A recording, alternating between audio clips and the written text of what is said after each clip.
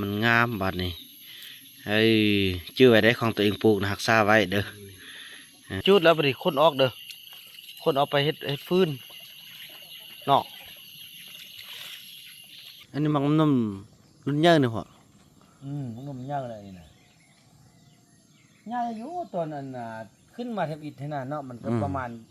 มันเป็นช่วง4 ปีมันเป็นมาแล้ว5 6 7 ปีไปถ้าเป็นกกยาวไปแล้วก็น้อยๆคือกันแก้กกแก้แล้วก็น้อยขอบใจFCผู้มีน้ำใจแบ่งปันเหมือนฟ้าบันดาลให้สร้างรายการนี้มาช่วยเหลือคนทุกข์คนจนหรือคนด้อยกว่าด้วยแห่งศรัทธาบุญนำพาได้มาร่วมทาง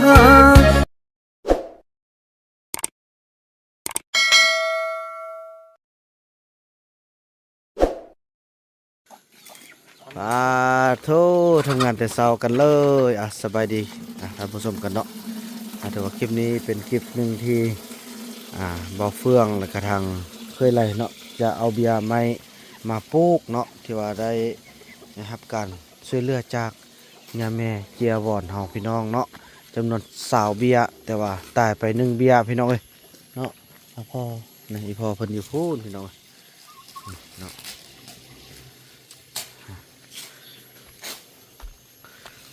เธอมีเบียร์ยังไงเบิ่งกันเนาะแต่เธอเดี๋ยวว่ายิ้มอีกกันเนาะเขาเห็นจังว่าเนาะไม่เท่านอนบ่หลับนี่พุกมาให้กินเด้อ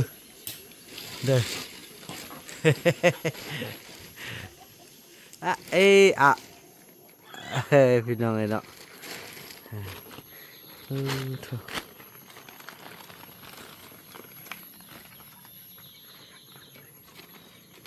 โอ้ใช่ได้หดน้ำก่อนเนอะ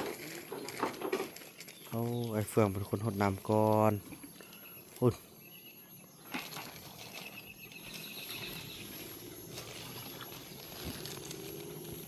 นต้นนั้นหดระบายต้นนั้นหดละโอ้ของพ่อของมันบอกปอหดน้ำก่อนเลยเนาะมันใจขนาดพี่น้องเลยคุณเขาจะแบ่งกันเนาะพอแสงทองเพิ่นอันแบ่งกันพุ่นละจักเบียร์ก่อนเนาะพุ่นละ5พุ่นละ10เบียร์นี่พุ่นนึงเบียร์พุ่นนึง10พุ่นนึง9เนาะอันคุ้มละเท่าใดก็ฮักซ่านี่ค่าฮักซ่านะคนละ20,000คนละ20,000พี่น้องเอ้ยหลังจากเฮ็ดแล้วก็สิมันออมบ่ให้อันเข้าเนาะ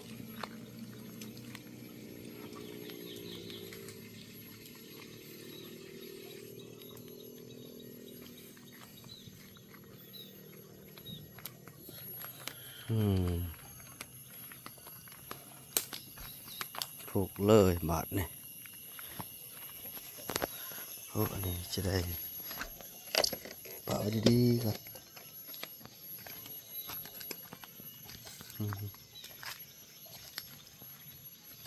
ต้นมักมีอันนี้โอ้น้องอันนี้เนี่ยมันห้มกกอันนี้ในตอนนาเนี่ยก็ยากเนาะเป็นนั่นดอกมันก็รอดได้หรอกเนาะ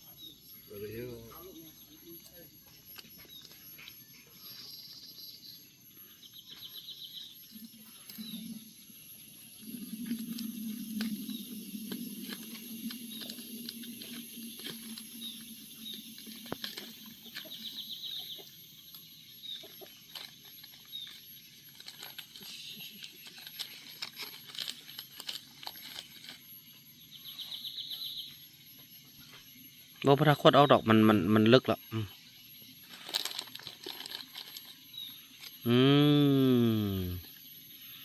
มันงามบาดนี้เฮ้ยชื่อไว้ได้ของตัวเองปลูกนะรักษาไว้เด้อมันแยงเสาแยงแรงจังซี่แหละมันเอาขี้ดินตัวดำลงก่อนนี่ดิเข้มตีนน้องนะเขาต้องเอาตัวดำก่อนลงมันไอเฟืองมันกะหันนี่กันนี่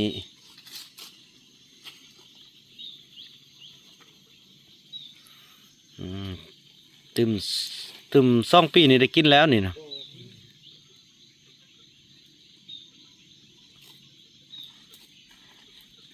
ป้าตุนสันเมื่อคืนนี่ถือกันฝ่ามืออรหันต์น้องนกอันน้ำมันหมูมีบ่เฮ็ดครัวเอาเด้อหรือว่าซุปก็ได้บ่เอาครัวก่อนซะเนาะ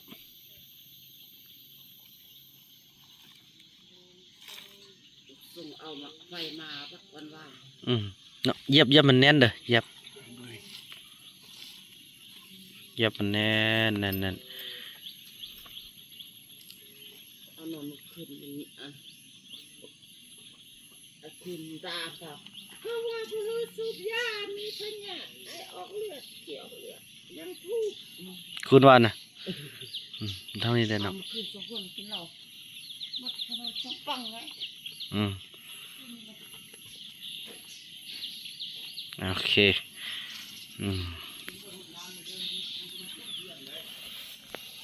อันนี้มันคล้องพูดอะไรนี่คอยเฟืองน้องมีจะคุ้มน้องนะ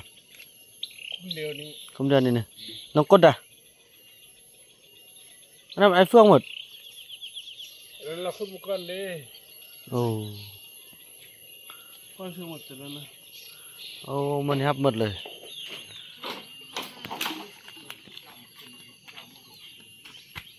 นี่ต้นมะม่วงต้นนากาจุดนี้แหละจะทดแทนขึ้นปั่นไปทางลุ่ม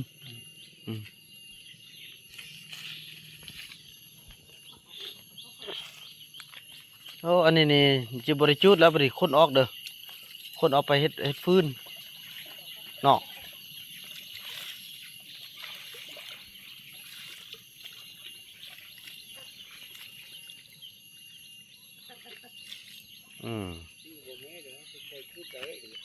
เนี่ยเลย ตายกันเลยซื้อเนาะ แม่นเนี่ย อันนั้นมาหักหน่อยนึงว่าอย่างไรดอกไฟเนี่ยนะแท่งอย่างนี้ เลยเขาจะเอามาซากก่อนแล้วมันบ่ได้แล้วมันจีไข่เบิ่งแป้งได้ก่อนมีไส้ในขั้นซากบ่เข้าบ่โอ้เครื่องของห่อเต็มที่เครื่องของอยู่ตั้งแม่นแล้วพ่ออยู่ต่างประเทศนี่อึดเด้เขาว่าน่ะซอกยากเลยกินเฮานี่เยอะ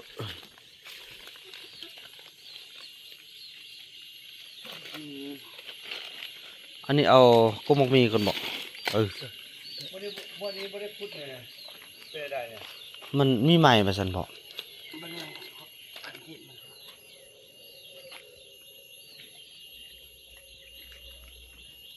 อยากได้ละตาติงขุดป่วยขุดงะไม่ออกกันยังบ่ได้มึงหาเห็ดไม่ยานมา อันนี้มันกกเหงาพอโอ้ก็มาเกียงน้ำเนาะ เกียงเกียงสมพูก็อื่นเนาะ เป็นชมพูเนาะ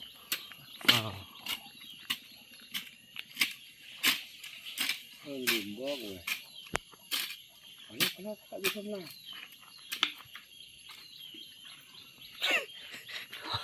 พาวขนาดก็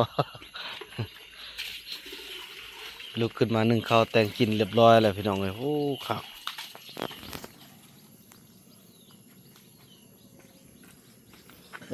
พ่อพูดบ่ลูกว่าน่ะตัวที่เลื่อนเอาไปปลูกนั่นหุ่นบ่พวกอันบ่อันนั้นนะบ่อันเขาคิดเป็นมะเขือนะเฮ็ดเป็นอันส่วนมากใหม่หั่นบ่เพราะมัน เท้าอยู่นี่นะ บ่ทางนั้นเห็นนะ เสื้อนาลูกไก่นี่เด้พวกเสื้อแถวนาลูกไก่นี่เด้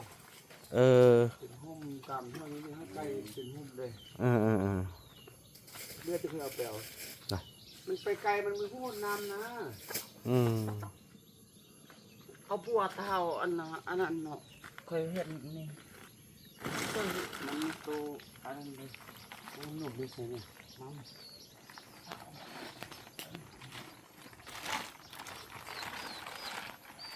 อันนี้เนี่ยต่อไปเขาก็สิฟัดออกมาเนี่ยนี่น่ะมันเป็นไม้เนื้ออ่อนนะพ่อเนาะ หนุ่มนี่ ตัวนี้ ไม่เป็นประโยชน์ดอกอันนี้อันนี้มีอย่างเนี้ย ฟันแล้วก็เฮ็ดฟืนเนาะ ง่ายแล้วก็เอาออกค่อยเอาออกค่อยหานค่อยเอาออก ในลุ่มก็มีกกไฟแล้วได้เนาะ ลูกไฟหันโอ้จะได้ออกมาตัวนี้ออกก่อน ไฟอันนั้นธรรมชาติอยู่ส้มเลยนะ นะ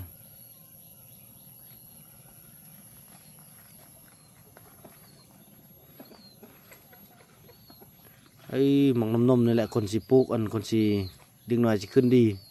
แล้วแต่ดึงหน่อยตุกจะบอกแต่บุญรอดเลย อย่าขึ้นนะลูกเด้อ โอ้ถึง4 ปีมันง่ายแล้ว เนาะ 4 ปีได้กินเสื่อมฟุ้นเสื่อมนั่งมันน่ะ อืม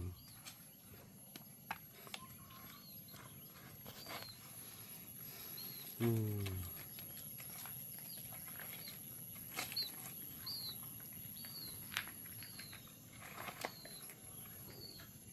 มันสุดท้ายมันนั้นก็อัดทันเอ็นได้ขึ้นกระตับเอาขึ้นน่ะ อืม คอยเอาเมียไม้สอนเขาเป็นห่มนานี่เมียไม้สอนเขาอันไม้นี่มีประโยชน์ไม้เนี่ยมันเป็นห่มได้แต่ห่มมันขึ้นมาก็ตัดออกแล้วก็มีอยู่แถว เอาบ่เยียบมันแน่นเด้ นั่นตายขึ้น ฮะ ตาย บ่ตาย โหดนำลงหายุบลง โอ้ยการมันก็ยิบให้มันแน่นลงโอ้ขี้ดิน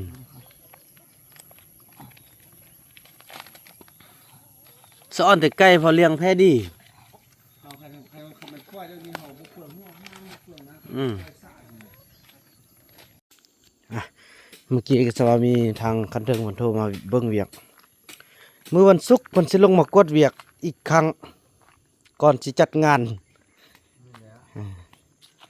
เพิ่นสิลงมาจัดการมื้อนี้ก็บางเทื่อจะมีนายสร้างบอกเข้ามาเติมตอนนี้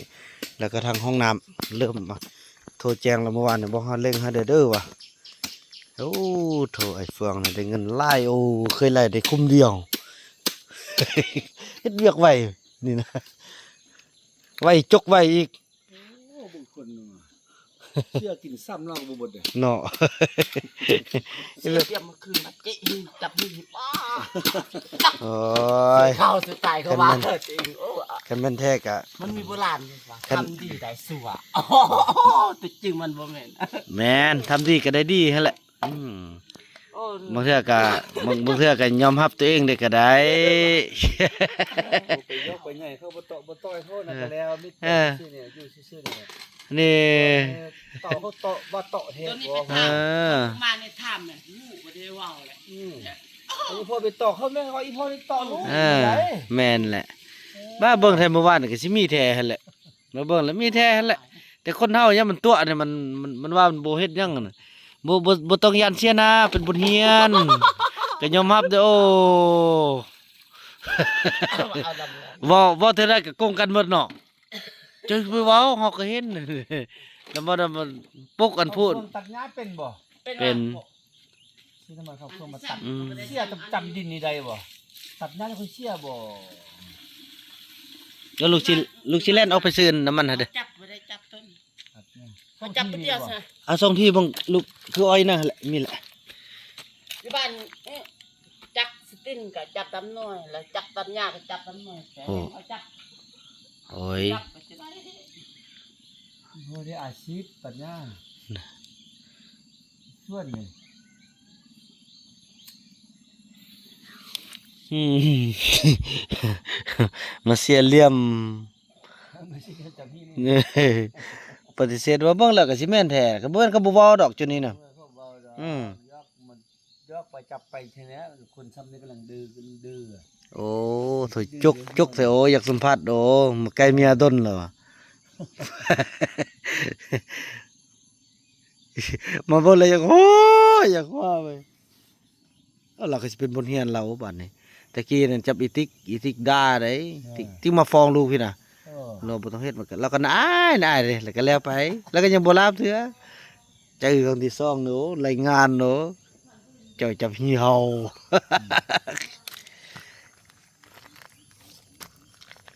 พี่น้องเอ้ยก็ถือว่าอยู่ไปเฮียนฮู้ไปนั่นนี่แหละให้เราฮู้นำแด่พี่น้องเอ้ย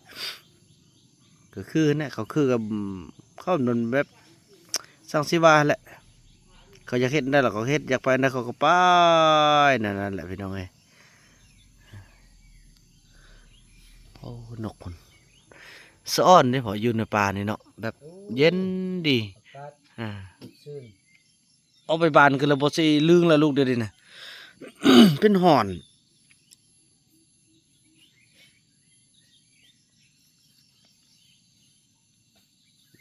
เราติดตามเมืองนางลีนี่แหละบัดนี้ ชินีเทบอกวันนี้ มันจะหายชื่อว่าวันนี้มันจะ แม่นแหละต้องเบิ่งก่อนป๊าดเดี๋ยวเบิ่งมันขึ้นหายให้ลูกพอไปพุ่นน่ะ วานว่าเพิ่นนั่นเพิ่นสลาดเด้เพิ่นบ่ได้จาบ่ได้เงาเป็นหัวหน้าตำรวจมาหน่อยนึงนั่นน่ะ น่ะ มันไปฟันมัน โอ้ ซื้อมาเมืองตรงนี้ แน่บัดฟื้นวันเนี่ยแล้วเรามารายงานแหละ ต้องทึกเล็กเลยเนาะพ่อเนาะธรรมดาบ่ฮะบ่วากเลยค่ะ กาโพดเนาะ แล้วก็บัดฟื้นหัน เขาจุ่มกาโพด จุมการ เขาจุ่มกาโพด แต่เข้าต้องผ่าน เดี๋ยวนี้ เรื่องเขาอ่ะมันกามันบึ้งขบกาของมันคนน่ะ โอ้คนนมๆนี่คักแล้วบัดนี้ มันกำนมมันกำนมกินก็ตะกี้บักหลายเดี๋ยวเขาเอาทิ้งหมดเดี๋ยวนี้เขาเฮ็ดมาขายบ่ไทยอ่ะ ที่บ้านเฮามัน มักไปค่อยมักไปเอาแต่อันเพื่อนพวกมีซองกบป้าบ้า อันนี้มันนมรุ่นใหญ่นี่พ่อ มันนมย่างอะไรนี่น่ะย่างอายุตอนนั้นน่ะขึ้นมาแทบอิฐให้น่ะเนาะมันก็ประมาณมันเป็นชั่วโมง4 ปีมันเป็นมาแล้ว5 6 7 ปีไปถ้าเป็นกกย่างไปแล้วก็น้อยๆคือกัน มันแก้กกแก้แล้วก็น้อยๆเอานมเนี่ยขึ้นมานี่ก็ย่าง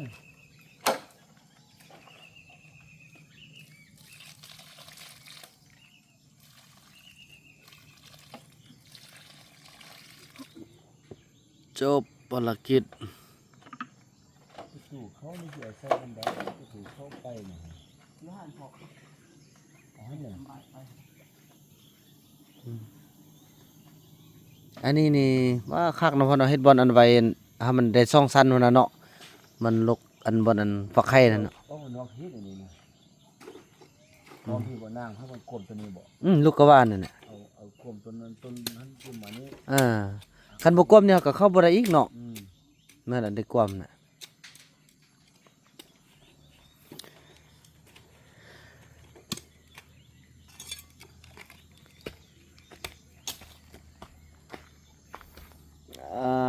นั่นน่ะพี่น้องอยู่ระวังกันที่ว่ารอคอยลอยคอ